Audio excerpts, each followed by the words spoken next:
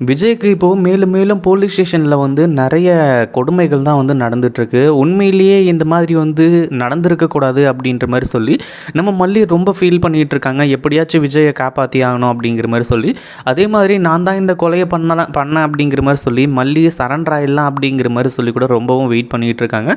But இருந்தாலும் கடைசி வரைக்கும் வந்து விஜயை காப்பாற்றுறதுக்காக இப்படி போராடி இந்த அதாவது கதிரேசனை வந்து உண்டு இல்லைன்னு பண்ணுவாங்க அப்படின்னு கொஞ்சம் கூட எதிர்பார்க்கவே இல்லை. கதிரேசன் இந்த இடத்துல வந்து வசமாக மாட்டிக்க போகிறது உறுதியாகி போயிடுச்சு. ஏன்னா கதிரேசன் இத்தனை நாளாக எந்த ஒரு கொலையும் பண்ணாத ஒரு மாதிரியே நடிச்சுக்கிட்டு இருந்தார். ஆனால் ஒரு சின்ன விஷயத்தில் இப்படி மாட்டிக்குவார் அப்படின்னு எதிர்பார்க்கவே இல்லை. அதுவும் இல்லாமல் இப்போது இந்த கதிரேசன் வந்துட்டு இந்த போலீஸ்கிட்ட எதுக்காக என் பேர் வந்து சொன்னீங்க அப்படிங்கிற மாதிரி வந்து சொல்லி சண்டை போட்டது, அதுவும் இல்லாமல் நான் என்ன பண்ணுவேன்னு சொல்லிட்டு வந்து தெரியாது அப்படிங்கிற மாதிரி சொன்னது, இது எல்லாமே நம்ம மல்லிக்கு மிகப்பெரிய அதிர்ச்சியாக இருந்துச்சு. அதுவும் இல்லாமல் கண்டிப்பாக ஏதோ ஒரு விஷயம் இருக்குது, கதிரேசனை ஃபாலோ பண்ணால் எல்லா உண்மையும் வெளியே வந்துடும் அப்படிங்கிற மாதிரி சொல்லி மல்லியும் இப்போது கதிரேசனை ஃபாலோ பண்ணுறாங்க. ஏன்னா போலீஸ் ஸ்டேஷனில் நம்ம விஜய்க்கு ரொம்பவும் கொடுமை மேலே கொடுமையாக நடந்துகிட்ருக்கு. அதாவது விஜய் இந்த தவறத்தை செஞ்சுருந்தாரு, இந்த கொலையை பண்ணியிருந்தாரு அப்படின்னா அவங்க எல்லாருமே வந்து பண்ணுறது கரெக்டாக இருக்கும். அதுவும் இல்லாமல் நம்ம விஜயை வந்து அடிக்கிறது, துன்புறுத்துறது, இப்படி என்ன வேணாலும் அவங்க பண்ணலாம். ஆனால் விஜய் எந்த ஒரு தப்புமே செய்யலை அப்படிங்கிறது தான் இதில் மிகப்பெரிய உண்மை. அதுவும் இல்லாமல் நம்ம மல்லி இருந்துட்டு எந்த ஒரு தப்பும் செய்யாத விஜய் எப்படி பண்ணுறாங்க, அதுவும் இல்லாமல் இவங்க மீறி எப்படி நம்ம இந்த ஒரு கொலையை யார் பண்ணது அப்படிங்கிற ஒரு விஷயத்தை கண்டுபிடிக்க போகிறோம் அப்படிங்கிற மாதிரி நினச்சிட்டு இருந்தாங்க. ஆனால் கடைசியில் கதிரேசனை ஃபாலோ பண்ணும்போது தான் விஷயம் எல்லாமே புரிஞ்சுது. அதுவும் இல்லாமல் கதிரேசன் மேலே இருக்கக்கூடிய டவுட் எல்லாமே இப்போது கிளியர் ஆக போகுது. ஏன்னா கதிரேசன் தான் வாயால் எல்லா உண்மையுமே சொல்ல போகிறாங்க.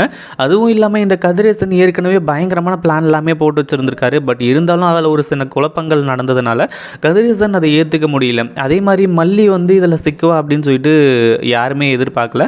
ஆனால் கடைசியில் விஜய் தான் வந்து மல்லியை காப்பாற்றினார் இல்லையா, அந்த ஒரு விஷயத்துலேருந்து இப்போது கதிரேசன் என்னென்னலாம் பண்ணாரோ அது எல்லாத்தையுமே வந்து இப்போ மல்லிக்கிட்ட வாக்கு மூலமாக கொடுக்க போகிறாங்க. அந்த மாதிரி ஒரு சூப்பரான சம்பவங்கள் தான் நடக்க போகுது. என்ன ஆச்சு அப்படின்னா, நம்ம மல்லி இருந்துட்டு இந்த கதிரேசனை வாட்ச் பண்ணும்போது நிறைய டீட்டெயில் கிடைக்குது. அதுவும் இல்லாமல் கதிரேசன் தான் அந்த சுடரை கொலை பண்ணி ஏன் எதிர்த்து போட்டது அப்படிங்கிற மாதிரி வந்து சொல்லி இப்போது தெரிய வந்துடுச்சு. ஆனால் அது எப்படி பண்ணாங்க, என்ன ஏது, அதுவும் இல்லாமல் ஆதாரங்கள் இது எதுவுமே வந்து மல்லிக்கிட்ட கிடைக்கல. அதுவும் இல்லாமல் நம்ம மல்லி இருந்துட்டு இப்போ இந்த கதிரேசன் கிட்ட வசமாக மாட்டிக்கிறாங்க அப்படின்னு தான் சொல்லணும். அதாவது மல்லியை என்ட்ரி கொடுத்து, அட பாவி நீ தான் வந்து, அதாவது நீங்கள் தான் இந்த கொலையை பண்ணதான், அதாவது இந்த சுடரை கொன்று எரிச்சது வந்து நீங்கள் தானா அப்படிங்கிற மாதிரி வந்து சொல்லி நம்ம மல்லி இருந்துட்டு என்ட்ரி கொடுக்குறாங்க. கதிரேசனுக்கு மல்லியை பார்த்தோன்னே பயங்கரமான அதிர்ச்சி. கதிரேசனுக்கு என்ன பண்ணுறது ஏது பண்ணுறது அப்படின்னு ஒன்றுமே புரியல. அந்தளவுக்கு மிகப்பெரிய அதிர்ச்சியில் வந்து இருந்துட்டு இருக்காங்க. ஏன்னா மல்லிக்கு இப்போ உண்மை எல்லாமே தெரிஞ்சு போச்சு அப்படிங்கிற மாதிரி வந்து சொல்லி, அதே மாதிரி ஏற்கனவே இந்த கதிரேசன் இருந்துட்டு சுடர் மேலே பயங்கரமான கோபத்தில் இருந்தது எல்லாமே நம்ம மல்லிக்கு எதுவுமே தெரியாது. அதாவது இந்த மாதிரி ஏமாற்றிட்டு போயிட்டாங்க அப்படின்ற மாதிரி தான் நினச்சிட்டு இருந்தாங்க.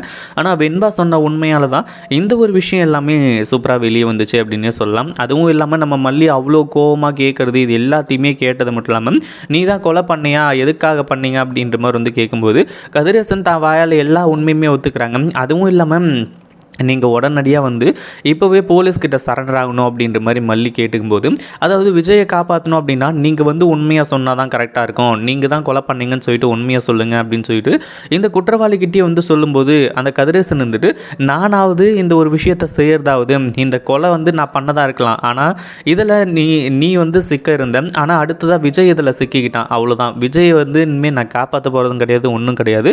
என் பொண்ணே போயிட்டா, அப்படி இருக்கும்போது விஜய் எதுக்காக வந்து நான் காப்பாற்ற இத்தனை நாள் என் பொண்ணு உயிரோடு இருக்கா அப்படிங்கிற மாதிரி நினச்சிதான் இந்த விஜய் எல்லாம் நான் விட்டு வச்சுருந்தேன். அப்படி இருக்கும்போது என் பொண்ணே இல்லாதப்ப எதுக்காக வந்து அவன் வேற, அதுவும் இல்லாமல் நான் போலீஸ்கிட்டலாம் உண்மையெல்லாம் வந்து சொல்ல மாட்டேன் அப்படிங்கிற மாதிரி வந்து சொல்லிட்டு இருக்காங்க. ஒரு பக்கம் இப்போது நம்ம மல்லிக்கு பயங்கரமான கோவம் வந்துட்டு இந்த கதிரேசன் அப்படியே கழுத்தை பிடிச்சி நெருக்க ஆரம்பிச்சுறாங்க. ஒழுங்கு மரியாதையாக வந்து என் புருஷனை வெளியிடுங்க, நீங்கள் தான் இந்த கொலையை பண்ணீங்க அப்படின்ற மாதிரி சொல்லி நான் போலீஸ் ஸ்டேஷனில் போய் நான் கம்ப்ளைண்ட் கொடுக்க தான் போகிறேன் அப்படிங்கிற மாதிரி வந்து சொல்லி நம்ம மல்லி இருந்துட்டு இந்த கதிரேசனுக்கு எதிராக பேசிக்கிட்டு இருக்காங்க. ஆனால் கதிரேசன் லேசுப்பட்டாளா அப்படின்னு கேட்டிங்கன்னா கண்டிப்பாக கிடையாது. இந்த கேஸ்லேருந்து தப்பிக்கிறதுக்காக அவங்க எந்த எல்லைக்கும் போகிறதுக்கு தயாராக இருப்பாங்க. அந்த அளவுக்கு வந்து இப்போ பக்காவான பிளான் எல்லாமே போய்கிட்டு இருக்கு. அதுவும் இல்லாமல் இந்த கதிரேசன் வந்துட்டு இப்போது நம்ம மல்லிக்கிட்ட இருந்து தப்பிக்கிறது மட்டும் இல்லாமல், மல்லி நீ தெரிஞ்சோ தெரியாமையோ இந்த உண்மை எல்லாத்தையுமே தெரிஞ்சுக்கிட்டேன், அதுவும் இல்லாமல் உன்னால் கண்டிப்பாக நான் ஜெயிலுக்கு போக வேண்டிய நிலைமை ஏற்படும் அப்படின்றது எனக்கு நல்லாவே தெரியும். நீ வாயை வச்சுட்டு சும்மா இருக்க மாட்டேன், விஜயை காப்பாற்றுறேன் அப்படிங்கிற பேரில் என்ன தூக்கி ஜெயிலில் போட்டுருவா அப்படிங்கிறது எனக்கு நல்லாவே தெரியும். அதனால் இனிமேல் உன்னை விட்டு வைக்க போகிறது கிடையாது. அப்படின்னு சொல்லிட்டு இந்த கதிரேசன் இருந்துட்டு இப்போ அவ்வளோ கோவத்தோடு இது பண்ணிகிட்டு இருக்காங்க. உண்மையிலேயே இந்த ஒரு விஷயத்தை எதிர்பார்க்கவே இல்லை. அதுவும் இல்லாமல் மல்லி போயிட்டு இப்படி கதிரேசனோட கஸ்டடியில் மாட்டிக்குவாங்க அப்படின்ற மாதிரி சொல்லி, இதுக்கு முன்னாடியாச்சும் பரவாயில்ல விஜய் வெளியே இருந்தார், வெண்பாவை கிட்னாப் பண்ணிட்டு போகும்போது வந்து விஜய் எதனா பண்ணியிருப்பார். ஆனால் விஜய் இப்போது போலீஸ் ஸ்டேஷனுக்குள்ளே இருக்கார், லாக்அப்பில் இருக்கார். அப்படி இருக்கும்போது மல்லிக்கு என்ன ஆபத்து வந்தாலுமே விஜயால் காப்பாற்றவே முடியாது அப்படின்னு தான் சொல்லணும். அப்படி இருக்கும்போது இந்த கதிரேசன் வந்துட்டு உன்னை கொண்டுட்டா எல்லா பிரச்சனையும் முடிஞ்சது, அதுவும் இல்லாமல் விஜய் அவனா போயிட்டு தலையை கொடுத்துட்டான், அவன் தான் வந்து இது இப்போ குற்றவாளின்னு சொல்லிட்டு போலீஸ் முழுசாக நம்பும். அதே மாதிரி உன்னை வந்து கொன்று புதைச்சிட்டான் அப்படின்னா யாருக்குமே தெரியாமல் போயிடும். அதுக்கப்புறம் வந்து உன்னை தேடி திரியறதுக்கு கூட, அதாவது விஜய் வந்து உன்னை தேடி தான் தெரிஞ்சுக்கிட்டு இருப்பான் அப்படிங்கிற மாதிரி வந்து சொல்லி இந்த கதிரேசன் வந்துட்டு இப்போது நம்ம மல்லியை கொல்றதுக்கு தயாராகிட்டு இருக்கான்.